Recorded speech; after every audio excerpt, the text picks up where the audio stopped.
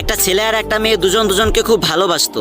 তাদের পরিচয় হয়েছিল অনলাইনে, তারপরও তারা একজন একজনকে ছাড়া যেন থাকতেই পারতো না। সারাদিন যেন ফোনটা কানের কাছে নিয়ে রাখতে হতো।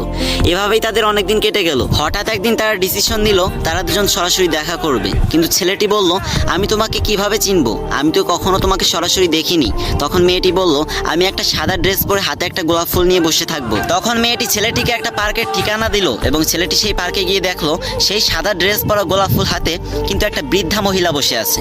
তখন ছেলেটি সেই বৃদ্ধা মহিলার কাছে গিয়ে বলল, আমি আপনাকে খুব ভালোবাসি। তখন সেই বৃদ্ধা মহিলাটি হেসে বলল, আরে তুমি যাকে খুঁজতেছো সেটা আমি না, সেই মেয়েটা ওই যে গাছের পিছনে লুকিয়ে আছে। তখন মেয়েটা গাছের পিছন থেকে বের হয়ে এসে বলল, আচ্ছা সত্যিই যদি আমি দেখতে ওই বুড়িমার মতো হতাম তাহলে কি তুমি আমাকে ভালোবাসতে? তখন ছেলেটি বলল, আমি তোমাকে ভালোবাসি, তোমার শরীরকে নয়, আমি তোমার মনটাকে চাই, তোমার রূপটাকে নয়। আর এই কথা শুনে মেয়েটি কান্না করে ছেলেটিকে জড়িয়ে ধরলো এবং বলল, আমিও তোমাকে অনেক ভালোবাসি। এখন অনেকে আমার কমেন্ট বক্সে এসে বলবা, পারভেজ ভাই তুমি আমাদেরকে রূপকথার গল্প শোনাচ্ছ। আরে ভাই, এটা কোনো রূপকথার গল্প না। এক ভাই আমাকে ইনবক্সে দিয়েছিল। আর তোমাদের কাছে যদি আমার ভিডিওটা ভালো লাগে তাহলে একটু কপি লিঙ্ক করে দিও প্লিজ।